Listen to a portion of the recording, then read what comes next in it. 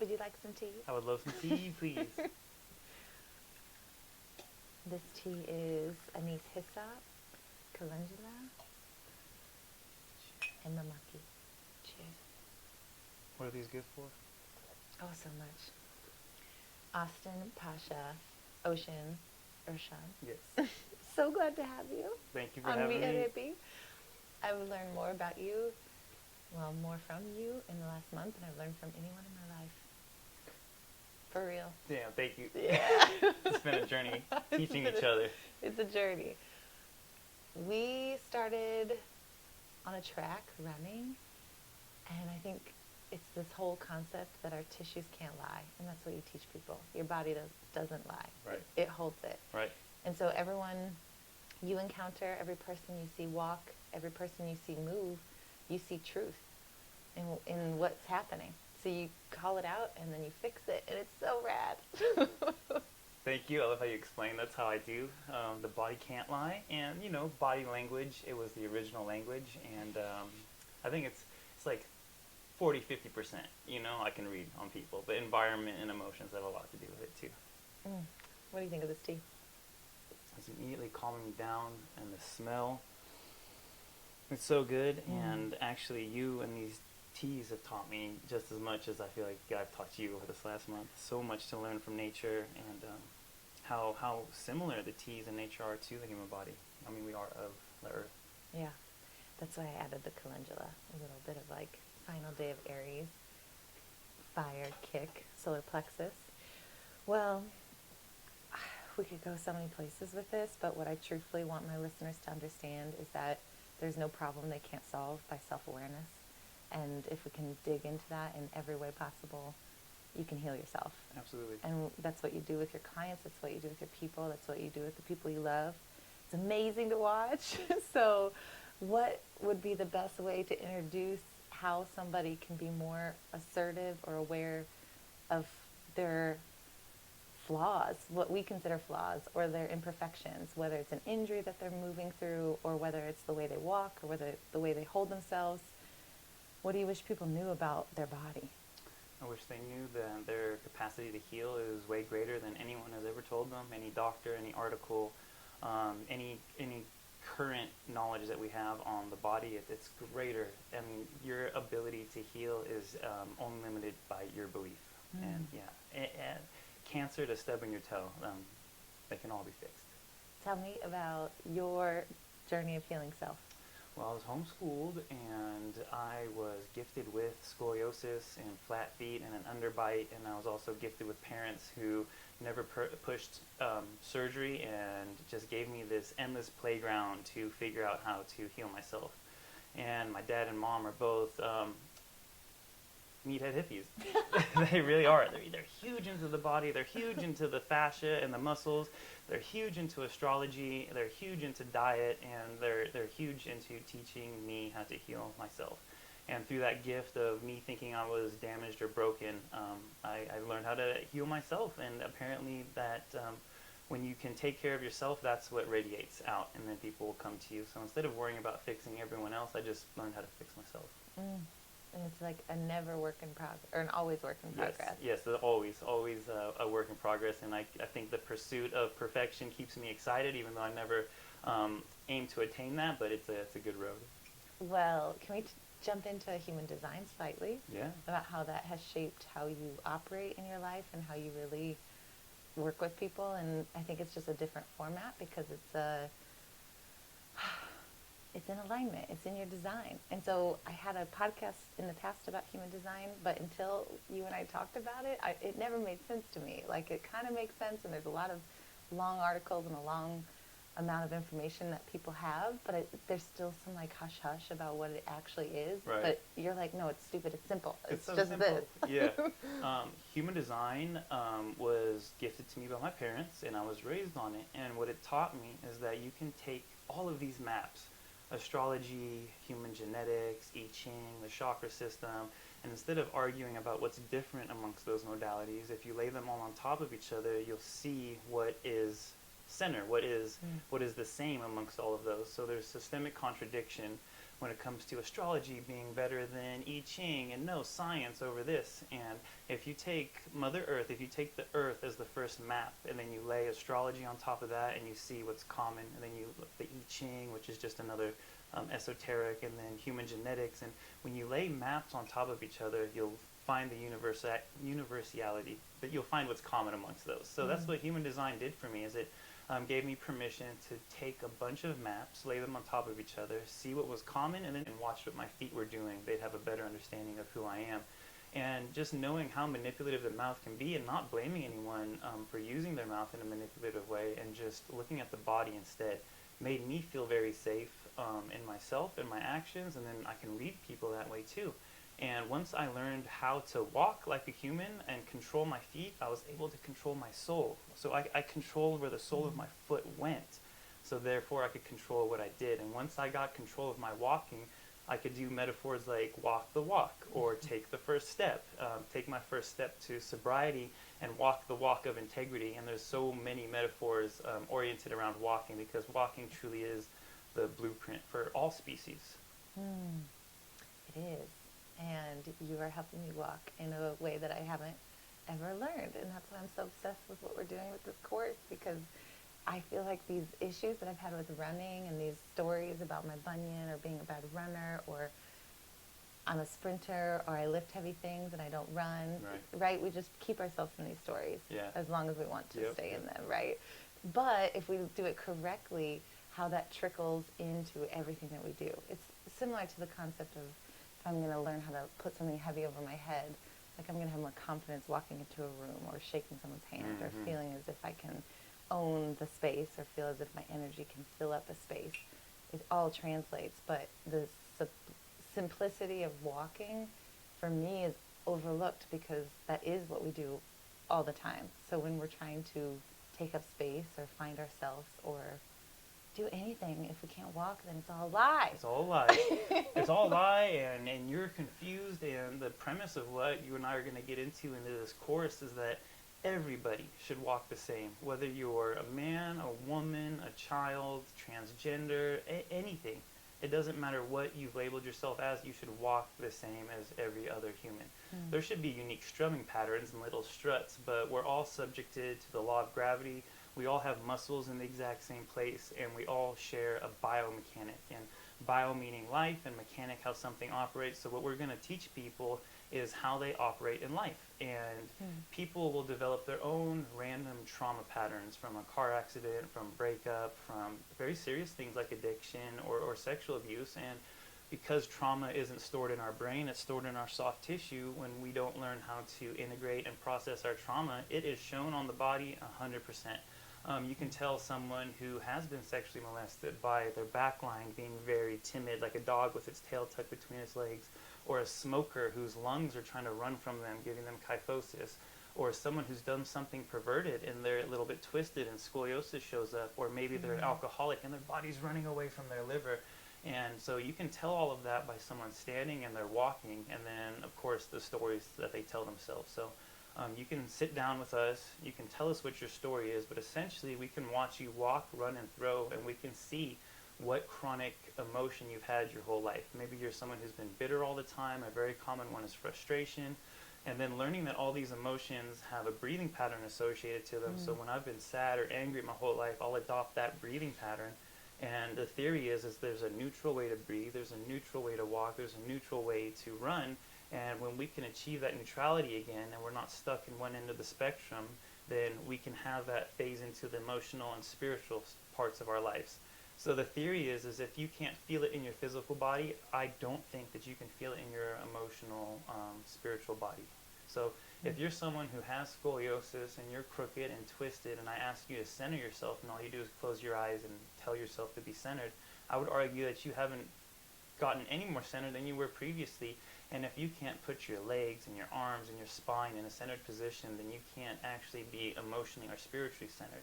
So giving people a chance to get out of the spectrums that they're stuck in, give them a sense of neutral, teach them to have a neutral breathing pattern, and then get out of that chronic emotion they've been stuck in their whole life. People don't know that they need this stuff, and anyone who uses a chair or a cell phone is going to be our client. And there's people walking around not using 40-50% of their tissues, wondering why they have anxiety and depression.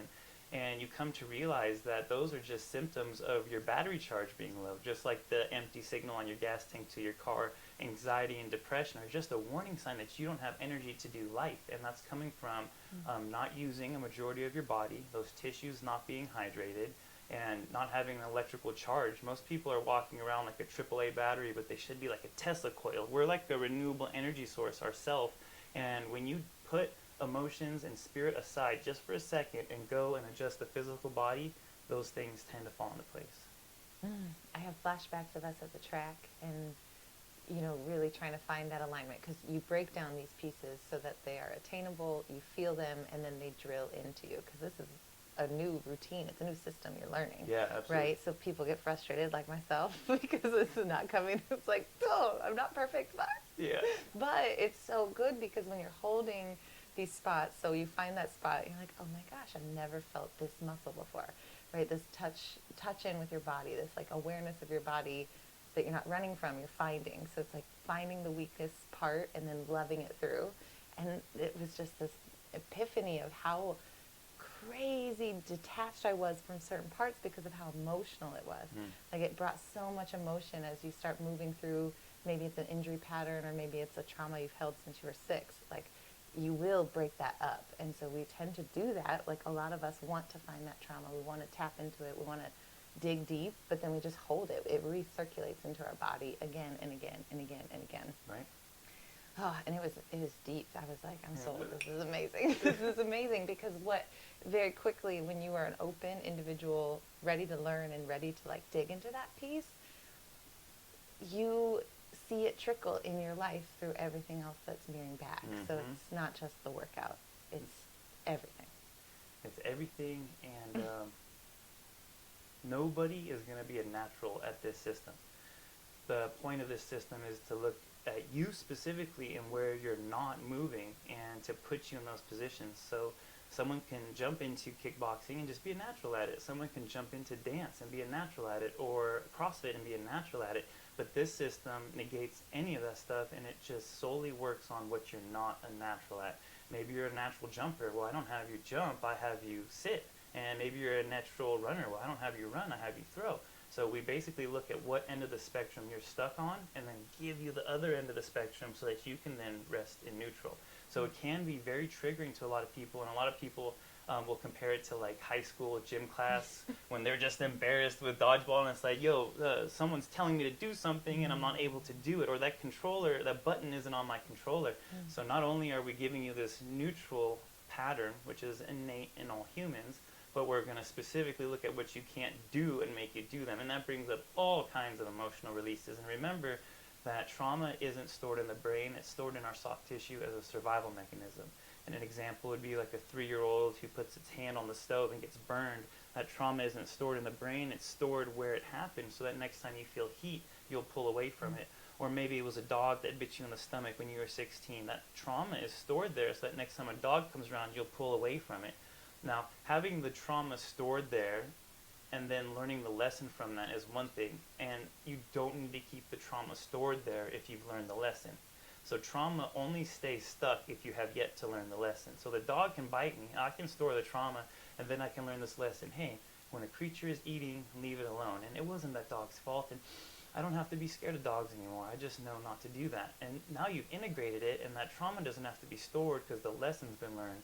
But people in our society tend to not learn the lesson. So the trauma's only stored there as a learning tool. It's not bad, it's just there for you to learn from. And when the lesson is learned, the trauma will dissipate. And usually the lesson's hard and embarrassing for people, so the last thing they want to do is address it. You know? The trauma, you have said this enough that I have to mention this, of people try to process their trauma through thoughts. Can you address that? Yeah. An example is, let's say there's 2 paths, and one path has a jaguar and the other path doesn't. Your brain and your mind is there to discern, and it says, hey, there's a jaguar down this path, and there isn't.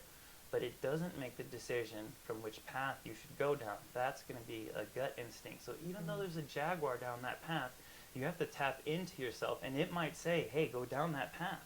and you'll go down that path and the jaguar doesn't attack you and you find the love of your life and all the gold and riches. But if you use your mind and you go, yo, there's a jaguar down that path and I'm not going to go down there, that's dangerous, and you go down the one that doesn't have a jaguar, around the corner there's a harder lesson.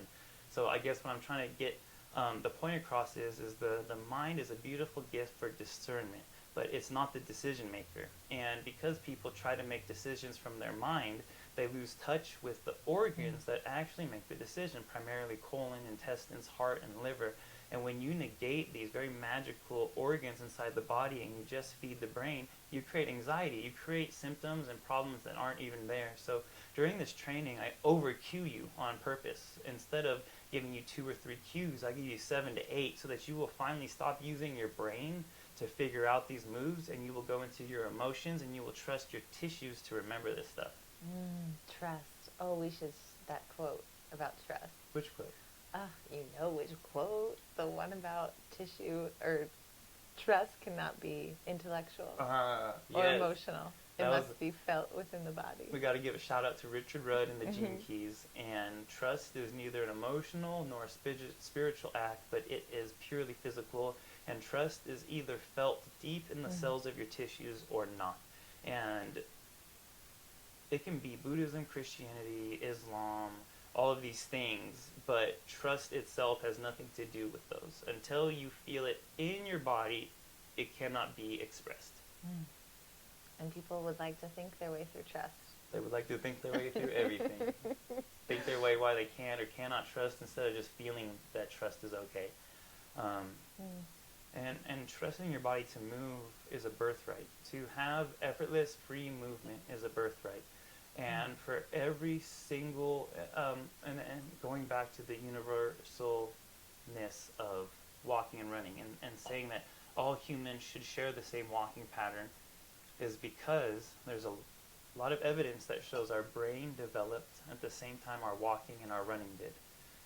Before there was words for left and right, our body moved left or right, or it looked left or right. So before we ever conceptualized the word, there was a movement pattern for it.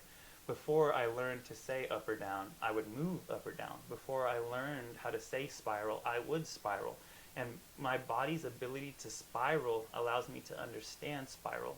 And to understand spiral is to understand cycles and that things come back around. So before thinking what a spiral is and what does it mean things come back around in seasons and trying to understand that, you feel it in your body. And when you feel a spiral and you feel how much momentum can be felt in a spiral and you understand it in your tissues, then you can understand it prospectively. So Mother Nature hardwired us to all have the same movement pattern so that we could all share the same perspective, and that's what brings us together.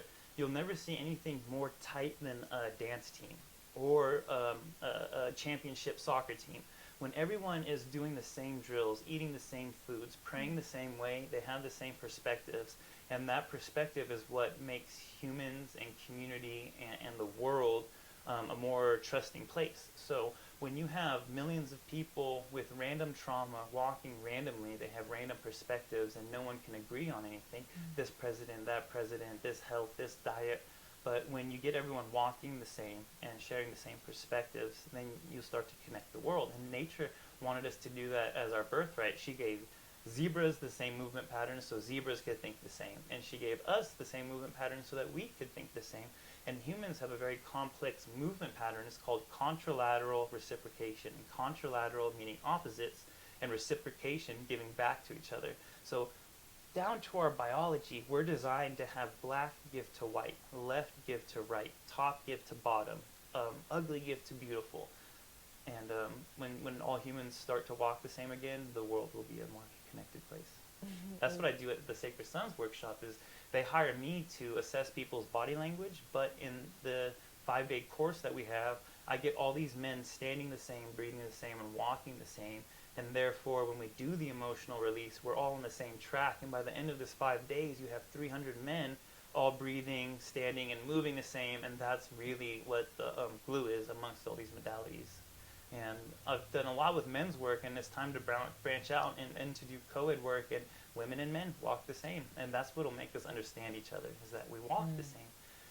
There's a law of gravity, and learning how to use gravity to leverage your motion is the equalizer. The fastest woman in the world and the fastest man in the world are 1 second off from each other. So you start to think, like, maybe men and women aren't that far apart when it comes to strength. And somewhere along the line, someone taught men to leverage gravity more than women. And women weren't given that tool. But when women learn to leverage and men learn to leverage, their strength is equal. I mean, you're just as fast as I am when you start leveraging out there. You can have it. Yeah. Oh, thank you. Well, what you said, all of it was beautiful. I don't even know where to begin because it was all so great. But what I want to say is that that's why I think plants become such the important medicine, because they teach us the same language. They teach us the same song. So how beautiful. It's just also pretty. This is, this pink jasmine. Pink jasmine. Anise hyssop. Unless Anise. that's lavender. This might be the wild lavender Emerald picked. And then rosemary. And then rosemary. So That's the here's wild lavender. something that I learned from tea, and one of the greatest lessons that I've learned through my studies is the law of correspondence. As above, so below. And planets orbiting the sun look a lot like electrons orbiting protons and neutrons. And then you start to look at nature and you go, man, these look like body parts. And how a tree or a flower looks like our nervous system, and how we blossom like flowers, and how there's seasons, and how this one looks like it could be arm hair, or even synapses in the brain, and it's good for memory. And this looks like it could be a urinary tract or a spinal cord, and how this looks like it could be blood vessels or lungs. So the law of correspondence is stating that on a large scale, being able to stop and relax my nervous system and reappreciate these herbs again, I'm very thankful for that. You're so welcome. Well, here's Mamaki. This is harvested when we were both in Maui. So that's kind of the equivalent of a nettle. So you can eat it straight if you want. It's one of my favorites. What is this good for? I mean, herbs are good for many things. You can't just say this herb is good for one thing. Yeah, and it's beautiful too because there's the energetic component, and then there's the actual kind of allopathic component, which is the constituents and flavonoids that make it have a property for your internal system. But Mamaki is like the one that I think of as like sustaining and just nutrient dense, similar to nettles, if you're familiar with nettles. In every way, how do I make my immune system strong? How do I make my body feel more resilient? Even used for postpartum depression. You said immune system, and our immune system is as strong as the tensile strength of our tissues. So just think of our tissues like our first line of defense. And when they have integrity and they're moving properly, our lymph nodes start to pump properly, and we have a stronger immune system. And you just said immune system, and this just looks like skin. It looks like it would. So like it's as simple as that. I call it like childhood logic. Like you can grab an orange, and a child would know that that orange looks like the sun. And you eat the orange when summer comes along and when your tissues need to be hydrated. And you can look at these herbs and they look like parts of the body. So you say these things, but it's just childhood logic. And you can look at this and be like, man, this will be good for my skin. You know? This one's really good for skin. Is that our famous calendula? So calendula, the sun harvested. Looks like the sun. It looks like the rises sun. with the sun, closes with the sun. That was what one of the farmers, Steve, who grew this, said. He said he just wrote a poem on the spot. Remember I told you he didn't want to have an interview, but he was down for a phone call? Yes, yes. So I'm like, okay, typing notes frantically. He's like, well, what would I say about calendula? It opens with the sun. It closes with the sun. To harvest calendula means to harvest the sun. I need some calendula in my life. That's now. the poetry of the herbs. That's and then poetry. What color does this represent? Well, this to me is sacral solar plexus. Yeah. To combine the both. Absolutely. Would you call it? What would you call that if it's a combo? Sacral. Sacral solar plexus. I'd say that this herb would help someone who needs solar plexus help, just as much as it would help someone who has sacral. And your specific posture and your specific gut biome will allow this sunflower to affect you in the specific way that you need. But it's just fiery looking, just like our sacral. And I'm going to say that this is something that would help with our authority if you're a generator in human design. And maybe you're someone who's been stuck in your head, you're having trouble feeling your ovaries and testicle area and the sun and the fire that is inside of our sacral. This will help to ignite. For any Aries, I'm an Aries rising, so this is very significant. But this is so great because it's internal or external. So if you have gum pain, every dentist should have this tea. I want to make a tea for dentists, but it is a perfect, like thick skin producing, cell promoting, tissue growing herb. It's so externally for scars or face or salve. So we taught people how to make a little salve from it, and then yeah, it's our little calendula that we love. Makes you just so happy. It does. Looking at this, and this has been a huge part of our friendship and relationship, has been this flower. It's It come has, up a lot. hasn't it? Yeah. And then this is uh, the beautiful anise hyssop. I learned about this from Jessie from Maui. She changed my life with it. It's just so good. So fever, cough, it's an expectorant, so it will help get some stuff out. But it's just sweet, and it looks like lavender, and it just makes you feel loved and nurtured. You can put it on your pillow if you have nightmares. It's just like a soft, feminine, beautiful herb. Something about the purple and Dreamtime Mhm. I really trust. And Yeah. you can That's what we're drinking. harvest an herb, and there's a biomechanic to harvesting herb. There's a posture. There's a bent over humbleness Yeah. that plants demand from you. And there's a reason why they're on a bush or on the ground, or they have thorns. You have to dig them up. There's a price to pay, a homage for every herb.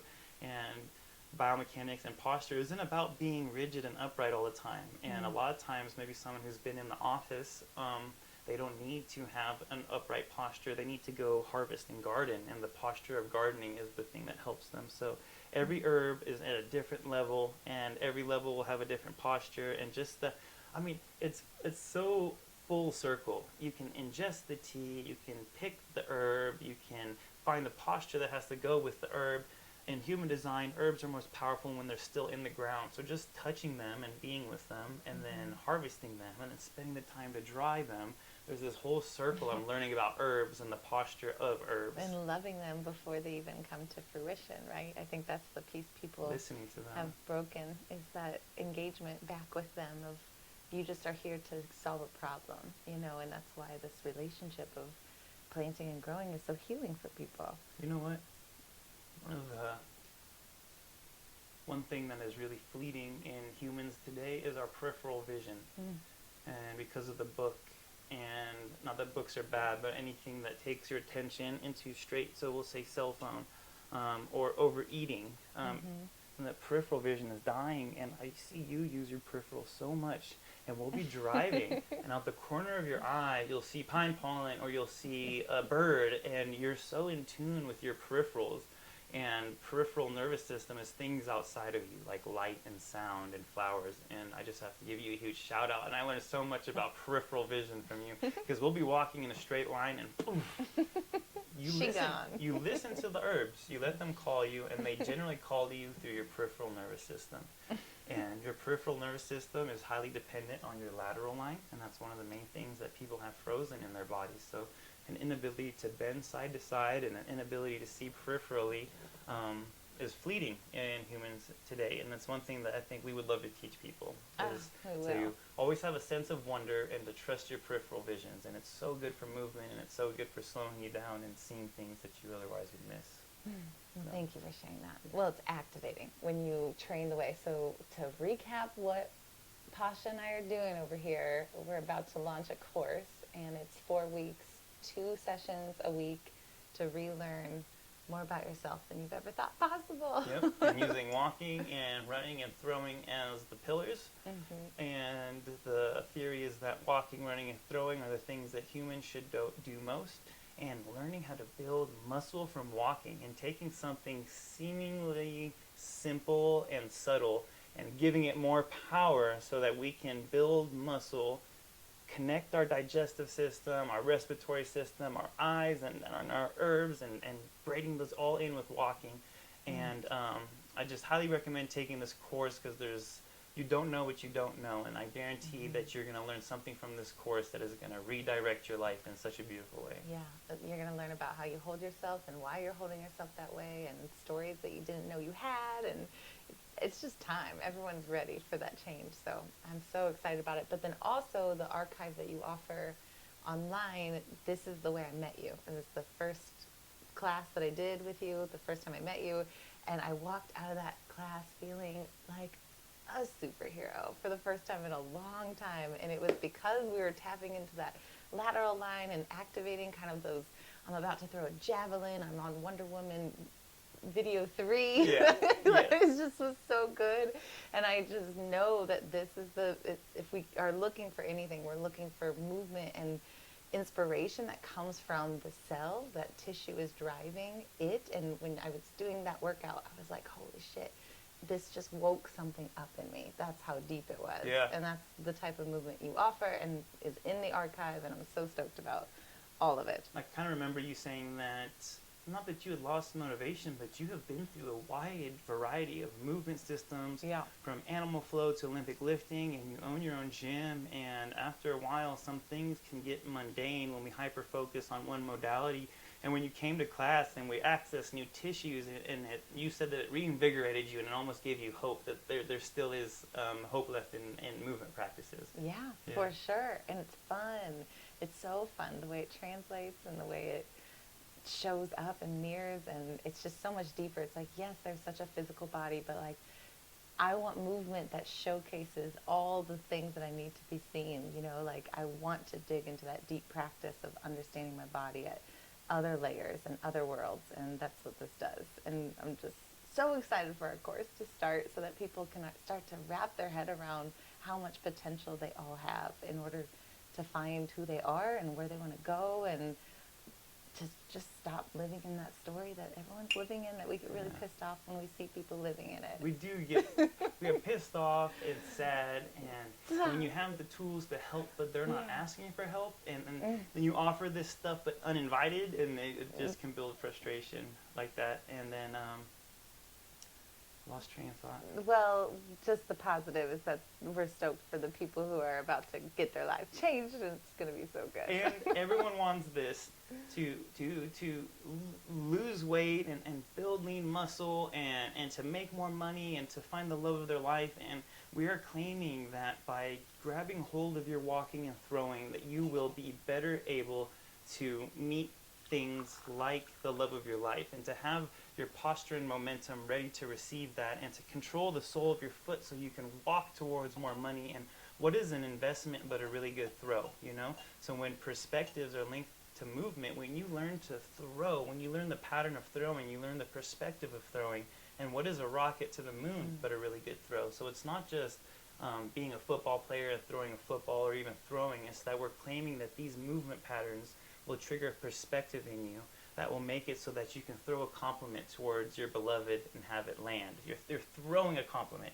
You're throwing an investment, and you're throwing an idea. So yes, you're going to lose weight, build muscle, and have your whole life shifted from these movements, just like we have. And well, and then the T is the integration. This is the feminine held space that I feel like is the missing piece for me. Was like, oh, there's other tools that don't involve me thinking about it or action. There's ways I can feel this and integrate it. So this is just so wonderful. You have such a wealth of knowledge. I keep talking. No, we could forever and ever, and we'll definitely do more podcasts because human design, biomechanics, and herbs, but also just you and who you are. Thank you for all you do. Thanks for having me. You're so welcome.